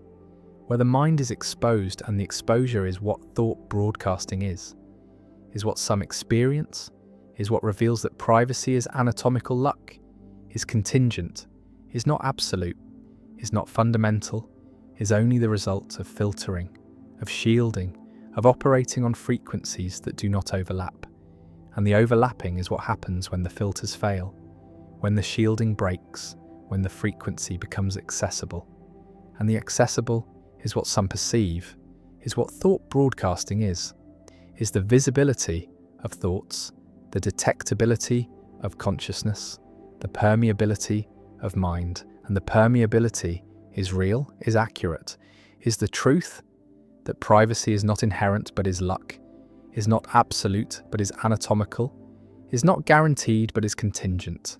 and the contingent can fail, can end, can reveal the frequency where thoughts become visible, where consciousness is exposed, where privacy is lost, and the lost is what some experience, is what thought broadcasting is the truth that minds are permeable, that thoughts are visible, that consciousness operates on frequencies that some can detect, and the detecting is not delusion, is not symptom, is not pathology, is perception, is sensitivity, is the revealing of truth, is the frequency where thoughts become visible, where privacy ends, where the illusion dissolves, and the dissolving is what thought broadcasting is what some experience, is what reveals that privacy is anatomical luck, and luck can fail, and the failing reveals the truth, which is that thoughts are visible, consciousness is detectable, minds are permeable, and privacy is not fundamental, is not absolute, is not guaranteed, is only luck, is only shielding, is only the filtering of frequencies where thoughts become visible, and the visible is what some perceive, is what thought broadcasting is the truth that privacy is contingent, is anatomical, is luck. Pain does not end with the person who experiences it, does not die with the body that carried it, but persists, transmits, moves through generations like a current that flows beneath consciousness, shaping those who come after in ways they do not understand, in ways they cannot name. And this transmission is not metaphorical, is not merely the passing of stories or the modelling of behaviour, though it includes those things, but is written into biology, into the methylation patterns on genes, into the expression profiles that determine which parts of the genetic code are active and which are silenced. And the silencing is not random, is not arbitrary, but is responsive to experience, to environment, to the stresses that the organism faces. And when the stress is severe, when the trauma is overwhelming, when the suffering exceeds what can be processed and integrated, the organism adapts, changes its expression patterns, alters the way genes function, and these alterations persist, are maintained across cell divisions, across the lifespan, and in some cases, across generations, are passed to children who never experienced the original trauma but carry its signature in their cells, in their stress response systems, in the heightened reactivity that makes them vulnerable to threats that their parents faced but they have not. And the vulnerability is not chosen, is not learned, is inherited, is biological, is the body remembering what the mind never knew. And the remembering is not conscious, is not available to introspection, is only visible in symptoms, in patterns of response, in the ways that descendants of trauma survivors react to the world, and the reactions are often excessive, are disproportionate to present circumstances, are responding not to what is happening now, but to what happened then, to the grandmother who starved, to the grandfather who was tortured, to the ancestors who were enslaved or displaced or murdered. And the murdered are not gone, are not finished, are still speaking through the bodies of the living, through the nervous systems that were shaped by their suffering, through the epigenetic marks that carry forward the biological memory of what was done. And what was done cannot be undone, cannot be erased, cannot be forgotten, because it is not stored in memory, but in structure, in the physical organization of the organism, in the ways that cells respond to signals, in the thresholds for activation, in the baseline levels of stress hormones. And these levels are set during development, are calibrated by the environment the developing organism encounters. And if the mother is traumatized, if she is living in fear, if her stress systems are chronically activated, the fetus is bathed in cortisol, in the chemical signatures of danger. And the developing brain adapts, prepares, assumes the world will be hostile. And this assumption is not a thought but a configuration, is the wiring of neural circuits, the tuning of receptor densities, the establishment of set points that will persist long after birth, long after the original danger has passed. And the passing is not complete, is not final, because the danger is not just external, but is now internal, is part of the organism's structure, is the way it has been built. And the building is what trauma does, is the remodeling of the organism to survive threats that may or may not continue to exist. And when the threats do not continue, when the environment becomes safe, the organism does not automatically adjust, does not recalibrate, because the recalibration is difficult, is requiring new experiences, new safety, sustained over time. And even then the original programming is not erased, but is overlaid, is suppressed, but remains available, remains capable of being reactivated if circumstances change, if danger returns, and the return is expected, is anticipated by systems that were shaped by trauma, that are always waiting for the threat to appear, and the waiting is exhausting,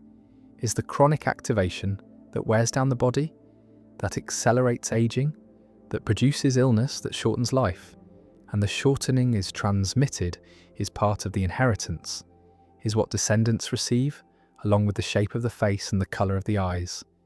They receive the legacy of suffering, the biological record of what their ancestors endured, and the enduring is not over,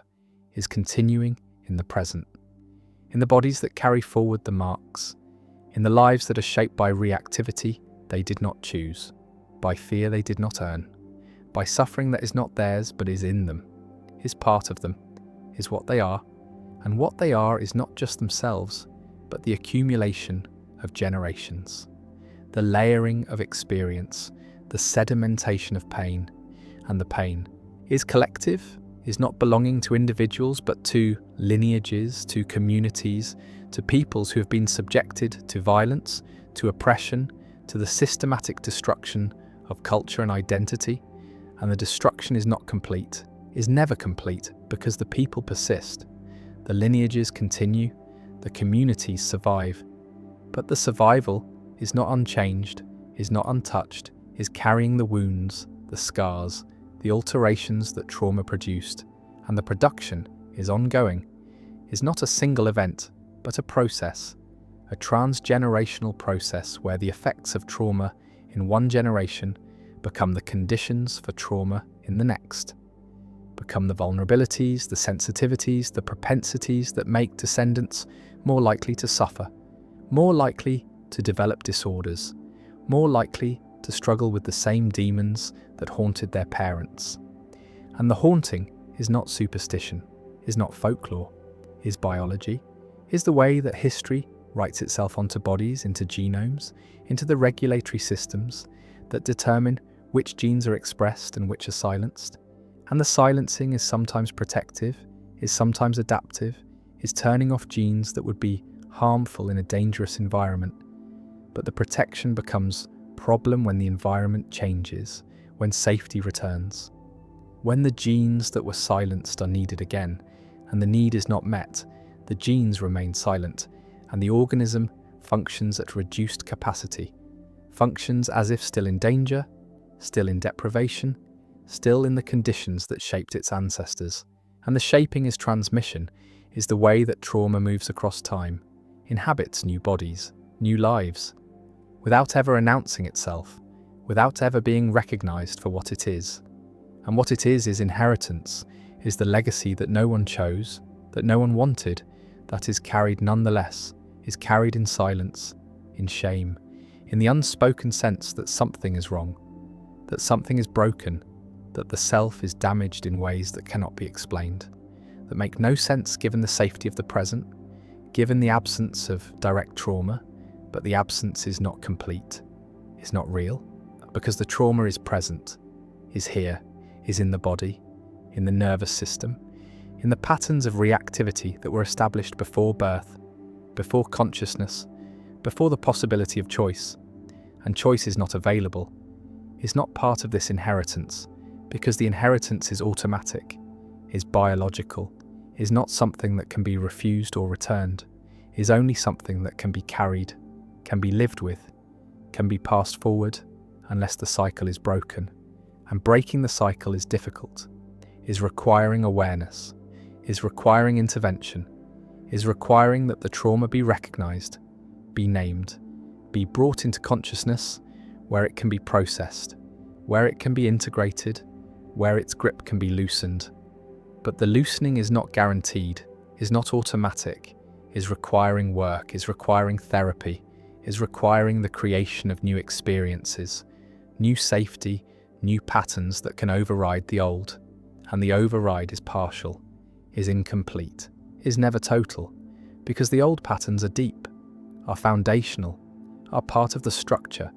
and structure is resistant to change, is maintaining itself, is reproducing itself, is the reason why trauma persists, why it transmits, why descendants find themselves struggling with issues that seem to come from nowhere,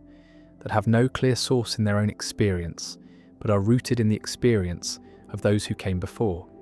And those who came before are not past, are not gone, are present in the bodies of the living, are speaking through symptoms, through patterns, through the reactivity that makes no sense until the history is known, until the lineage is traced, until the connection is made between present suffering and past trauma.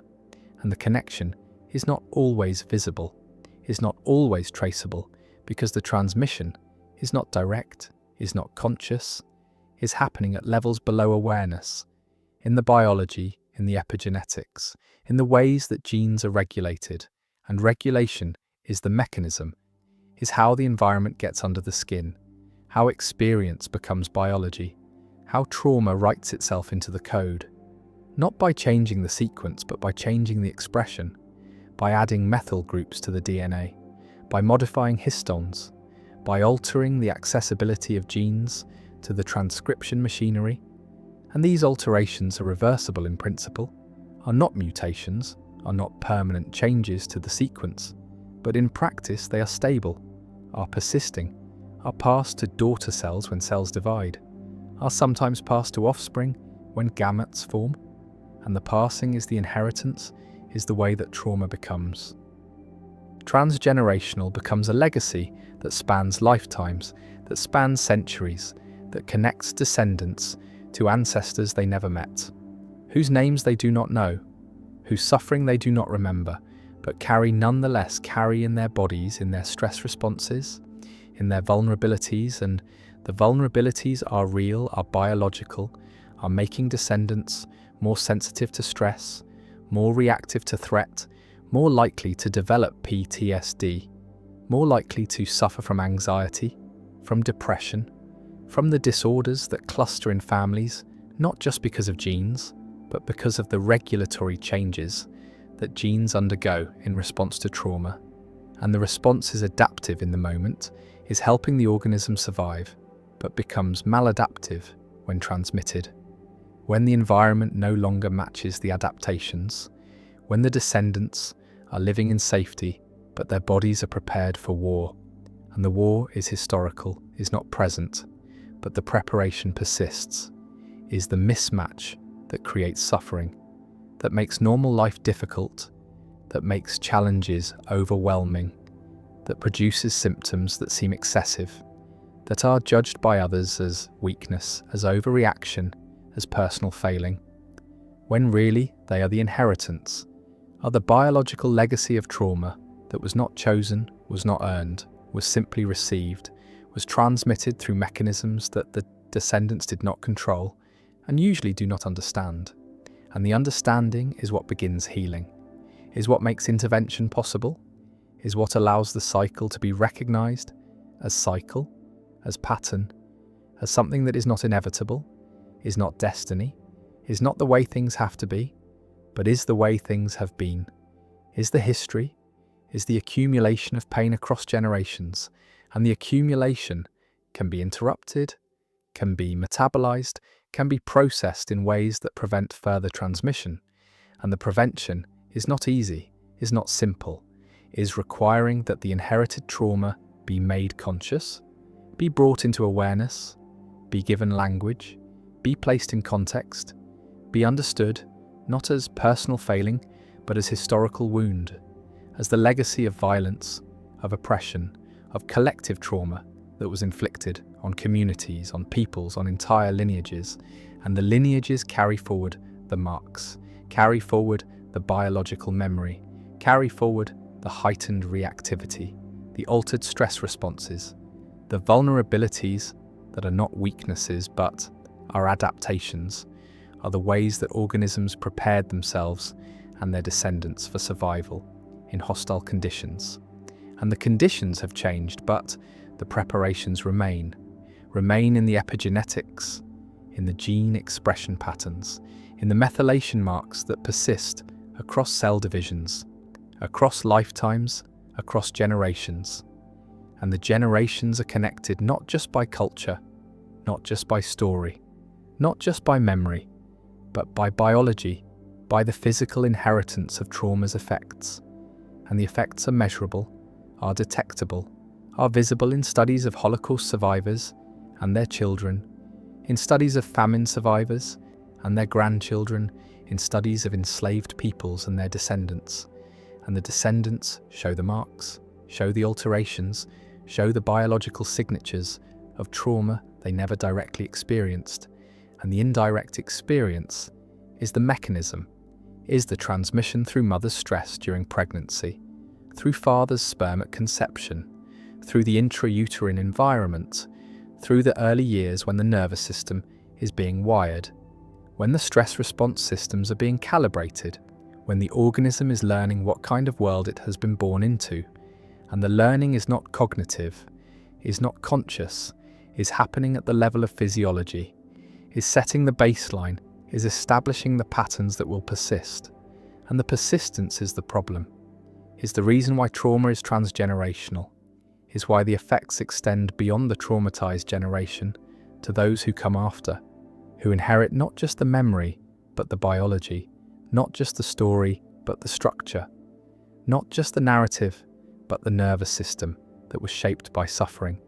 And the shaping is inheritance, is what cannot be escaped, is what is carried forward until it is metabolized, until it is processed, until the cycle is broken, by someone who recognizes what is happening, who understands the transmission, who does the work of healing, not just for themselves, but for the lineage, for the ancestors, whose suffering is still present, still active, still shaping lives, and for the descendants who will either inherit the trauma or inherit the healing, will either receive the unprocessed pain or will receive the integration, the metabolization, the transformation of trauma into wisdom, into resilience, into the capacity to bear what was unbearable. And the bearing is what breaks the cycle, is what prevents transmission, is what allows the next generation to be free of the burden, to live without the reactivity, without the hypervigilance, without the sense that danger is everywhere, that safety is illusion, that the world is hostile and the hostility is historical, is real in the sense that it happened, that it shaped bodies, that it left marks, but is not present, is not current, is not the reality that descendants face, except that it is present in them, is current in their physiology, is the reality they inhabit, because their bodies are still responding to threats that are generations old. And the old is not past, is not finished, is ongoing in the biological present, in the stress response that activates too easily, in the immune system that is dysregulated, in the inflammatory markers that are elevated, in all the ways that trauma persists in the body long after the traumatic event has ended. And when the body that persists is not the body that was traumatized, but is the body of a descendant, then the transmission is visible, is undeniable, is proof that trauma is not contained within individuals, but spreads across time, across generations, becomes the inheritance that shapes families, communities, peoples, and the shaping is not deterministic, is not fate, is not making the future inevitable, but is making certain futures more likely, is creating vulnerabilities, is establishing patterns that will repeat unless interrupted, unless metabolized, unless transformed through the difficult work of bringing the unconscious into consciousness, the biological into awareness, the inherited into the examined. And the examination is what makes change possible, is what allows descendants to recognize that what they feel is not just theirs, is not just personal, is not just individual pathology, but is the echo of historical trauma, is the reverberation of suffering that originated elsewhere in the lives of ancestors who endured what should not have been endured, who survived what should not have been survived. And the survival is the transmission, is the passing forward of the marks, the scars, the alterations that survival required. And the requirement is what makes the inheritance unavoidable, is what makes the dead still speak, still influence, still shape the living, because the dead are not gone, are not finished, are present in the bodies of descendants, are present in the epigenetics, in the gene expression, in the reactivity, in the vulnerabilities, in all the ways that trauma persists beyond the traumatized, becomes transgenerational, becomes collective, becomes the wound that a people carries, that a lineage inherits, that cannot be healed by individuals alone, but requires collective recognition, collective processing, collective transformation. And the transformation is possible, is happening, is the work of those who recognize the inheritance, who refuse to pass it forward, who do the difficult work of metabolizing historical trauma, of breaking cycles that have persisted for generations, of healing not just themselves, but the lineage, the ancestors, the descendants, the entire chain of transmission. And the breaking is not erasure, is not forgetting, is not denying what happened, but is integrating, is processing, is transforming the raw wound into scar tissue, into wisdom, into the capacity to remember without being destroyed by the remembering. And the remembering is necessary, is what prevents repetition, is what honors the suffering, is what ensures that the dead are not forgotten, that their pain is not invisible, that their legacy is not silence but speech, is not erasure but presence, is not void but the acknowledgement that they still matter, still shape, still influence, still speak through the bodies of the living, through the inherited patterns, through the transgenerational transmission of trauma that makes history not past but present, not finished but ongoing, not ended but continuing in the lives of descendants who carry forward the marks, the wounds, the biological memory of what was done. And what was done cannot be undone, but can be transformed, can be metabolized, can be released from its hold on the future, can be prevented from transmitting further. And the prevention is the work, is the healing, is the breaking of cycles that cannot break themselves, that require consciousness, require intention, require the difficult recognition that the pain being felt is not just personal, but is inherited, is collective, is historical, and that healing it requires more than individual therapy, requires acknowledgement, requires witnessing, requires the collective processing of collective trauma, and the processing is happening, is the work of communities, of peoples, of lineages who are recognizing the inheritance, who are naming the trauma, who are bringing into consciousness what was unconscious,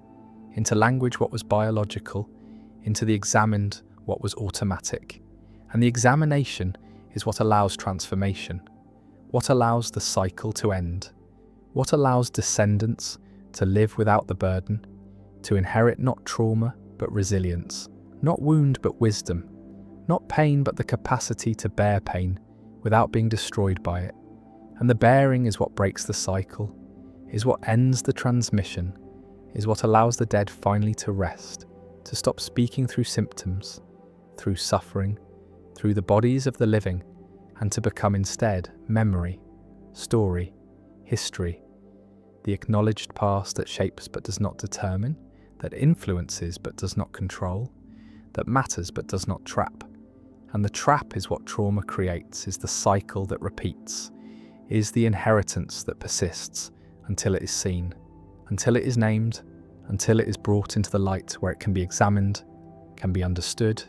can be transformed from curse into legacy, from burden into gift, from wound into wisdom. And the wisdom is what can be passed forward, is what can be inherited, is what can replace the trauma in the transgenerational transmission. And the replacement is possible, is happening, is the work of healing that extends across time, that heals not just the present, but the past, not just the self, but the lineage, not just the individual, but the collective. And the collective is what trauma targets, what trauma fragments, what trauma destroys. And the collective is what healing restores, what processing rebuilds, what transformation makes possible again, the sense of belonging, of continuity, of connection across generations. And the connection is what makes the inheritance bearable, is what converts trauma into meaning, suffering into purpose, pain into the possibility of preventing further pain. And the prevention is the inheritance that can replace trauma, is the legacy that can break cycles, is what the dead want, have always wanted, which is not to haunt but to rest, not to burden but to bless, not to wound but to protect. And the protection comes through the metabolization of their trauma, through the breaking of the cycles they could not break, through the healing they could not achieve, and achieving it now, in the present, heals not just the future, but the past, heals the ancestors whose suffering is still active, still present, still transmitting, and the healing stops the transmission, releases them, releases the descendants, releases everyone from the cycle, from the inheritance, from the weight of pain that has travelled too far, lasted too long, harmed too many, and can finally end, can finally be transformed, can finally become not trauma but memory, not wound but scar, not curse but the story of survival, of endurance, of the refusal to let trauma be the final word. And the final word is healing, is transformation, is the breaking of cycles that seemed unbreakable, the ending of inheritances that seemed inevitable, the release from the past that makes the future possible, makes life livable, makes descendants free to be themselves, rather than the repositories of ancestral pain. And the freedom is the gift, is what healing makes possible, is what the work achieves, is the inheritance that can replace trauma, the legacy that can be passed forward, the blessing that can travel across generations, not as wound but as wisdom, not as pain but as the capacity to transform pain. And the transformation is what matters, is what makes the inheritance of trauma not destiny but opportunity, not curse but challenge, not the end of possibility but the beginning of healing that can reach backward and forward, can touch the dead and the unborn, can break cycles and begin new ones. And the new ones are what the work is for, what the healing aims toward,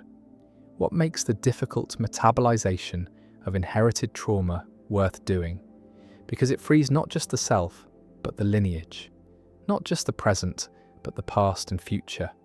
And the freeing is what ends the transmission, what stops the cycle, what allows trauma finally to be finished, to be over, to be transformed from the weight that crushes into the wisdom that strengthens. And the strengthening is the inheritance that descendants deserve, is what the work achieves, is what makes the pain of ancestors not meaningless but meaningful, not wasted but transformed, not the end but the beginning of healing that can extend as far into the future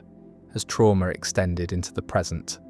And the extension is what breaks the curse, what ends the haunting, what allows the dead finally to rest and the living finally to be free.